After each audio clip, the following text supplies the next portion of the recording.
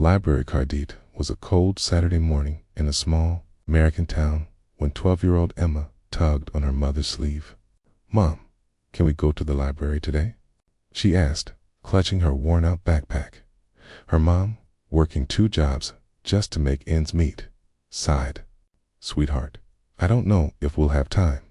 I have a shift later, and please," Emma whispered. Her brown eyes sparkled with hope.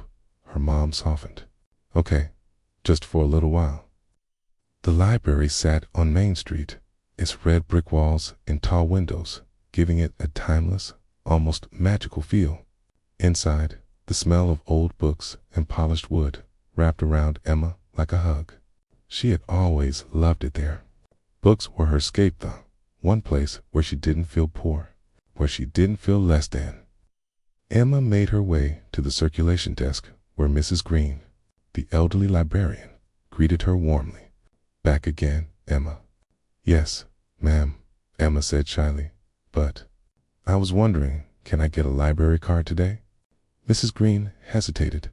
"Of course, dear. I just need a parent's signature." Emma's heart sank. Her mom didn't have time to stay. She bit her lip, but before she could turn away, her mom stepped forward. "Give me the form," her mom said, signing without hesitation. "If this makes her happy, it's worth it." Emma clutched the card like it was gold. Over the weeks, the card became her most prized possession. Every Saturday, she checked out new books, adventures, mysteries, histories, even poetry. She read late into the night with a flashlight under her blanket. One evening, her mom peeked in and whispered, "Emma, don't you need to sleep?" Emma grinned. "Just one more chapter, Mom." Her mom shook her head but smiled. She noticed something: her daughter was happier, more alive. At school, Emma's classmates teased her for wearing thrift store clothes, but books gave her confidence. During a history quiz, when the teacher asked a tricky question about Abraham Lincoln, Emma raised her hand.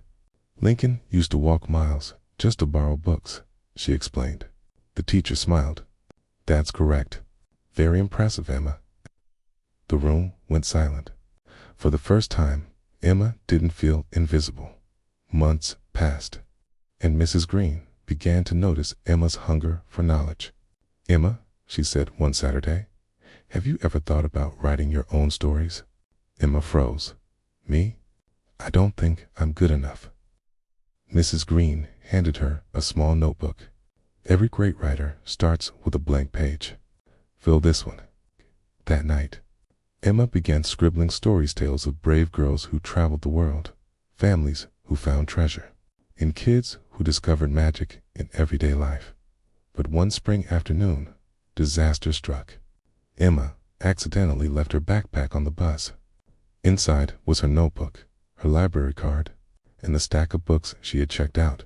She cried herself to sleep that night, certain she would never get them back.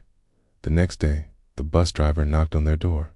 "Miss Emma, found this on the bus."